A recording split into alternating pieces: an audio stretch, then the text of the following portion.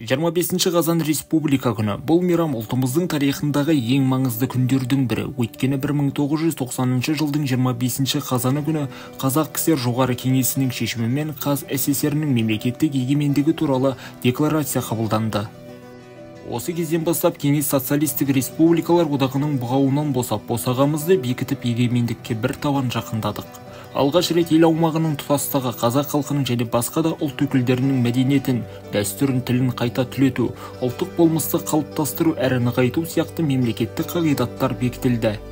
Аталмыш декларацияның арқасында КСР өз ішкі әскер, мемлекеттік қауіпсіздік пен ішкі істер органдарын құру құқығына ие болды, ал президент елдің басшысына айналды. Қазақстан тәуелсіздік алғаннан кейін республика күні жыл сайын 25 қазанда аталып өте бастады. 1995 жыл 18 қазанда алғаш рет ұлттық мереке болып жарияланды. Алайда 2001 жылы бұл мәртебеден айырылып, мемлекеттік мереке санатына өтті. Ал 2009 жылы сәуірде мерекелер қатарына мүлде алынып тасталды.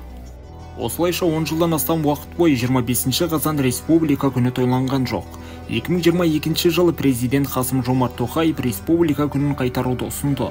Мемлекет басшысы оған ұлттық мереке мәртебесін беріп, Қазақстанның басты мейрамы ретінде атап өту туралы бастама көтерді. Тоқаевтың бастамасы халықтың қолдауына ие болып, дәл сол жылы заңға тиісті өзгеріс енгізілді. Сөйтіп 2022 жылы Қазақстан халқы ұзақ жылдар бойы атаусыз қалған республика күнін алғаш рет дүркіретіп атап өтті. Бұл мейрам ғасырлар бойы бабамыз аңсаған тәуелсіздіктің алғашқы баспалдағы. Әрдайым еліміздің тұғыры биіктеп, абыройы асқақтай берсін.